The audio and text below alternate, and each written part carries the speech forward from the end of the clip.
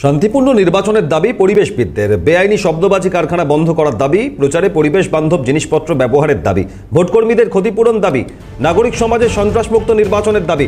অর্থাৎ আসন্ন লোকসভা নির্বাচনের আগে শান্তিপূর্ণ নির্বাচনের ক্ষেত্রে ভোটের ফল বেরোনোর পর বা অন্যান্য ক্ষেত্রে শব্দবাজি ব্যবহার বা অন্যান্য ক্ষেত্রে পরিবেশ সচেতনতার বার্তা পরিবেশবিদদের। কি বার্তা দিয়েছেন, কি দাবি জানিয়েছেন নির্বাচন কমিশনের কাছে? খালিদ জামাল প্রতিনিধি জানাবেন বিস্তারিত। খালিদ, দেখো, নাগরিক সমাজ এবং বলা যেতে পারে যে পরিবেশবিদের পক্ষ থেকে তারা কিন্তু আজকে মুখ্য নির্বাচনী আধিকারিক দপ্তরে একটা প্রতিনিধি দল এসেছিল এবং তারা আবেদন জানিয়েছেন যে যাতে সন্ত্রাস মুক্ত এবং শান্তিপূর্ণ অবাধ নির্বাচন যাতে হয়, সেটা একদিকে যখন